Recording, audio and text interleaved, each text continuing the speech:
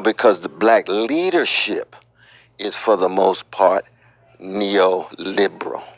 Black elected leadership in America is neoliberal in the sense that most of them are very much tied to big money, big military. Just look who they vote for. They vote for military increases. Trump just increased the military $750 billion. Now, how many black politicians voted for? A whole lot of them did. The vast majority did. You see what I mean?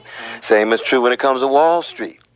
Same is true when it comes to our black organizations. Most of them are tied to telecommunications and banks that provide the money for their organization. So they can't be critical of the banks.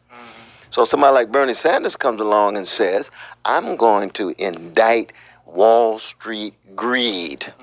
I'm going to indict pharmaceutical companies' greed, insurance companies' greed. I'm going to indict greed of corporate elites. Many of our neoliberal black politicians say, well, I understand what you're saying, but you're going too far. You're dealing with something that's impractical. So what did they say 4 years ago? Medicare for all was impractical. Now they running $15 an hour living wage. That's impractical. That was a socialist agenda just 6 years ago in Seattle. Now they run into $15. We can go on. Free tuition, institutions of higher learning that are public. Oh, no, that's impractical. Now they're beginning to run. So you can see how it's the movements from below, the Occupy movement, Black Lives Matter movement, Me Too movement, ecological movement that's bringing pressure to bear on these politicians, and they're starting now to respond. But see, Brother Bernie, he's not perfect, but we got to be critical of everybody.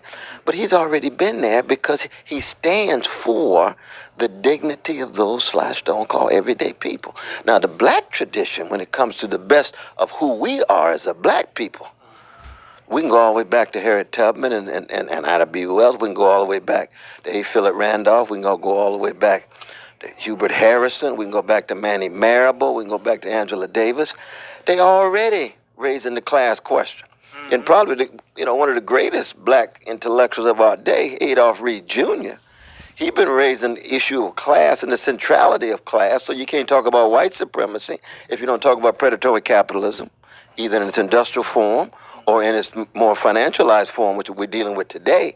So that we have to be able to make this connection between how vicious forms of white supremacy that all of us are concerned about. It rooted in, shaped by capitalism. And see, that's where the neoliberals don't want to make that move. They want to just talk about race. Understandably, we love black people too.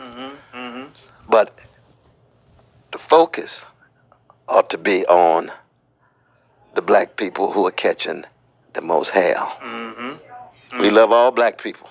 But when it comes to black poor people, black working people, it very much, it reminds me of like some of the hollowness of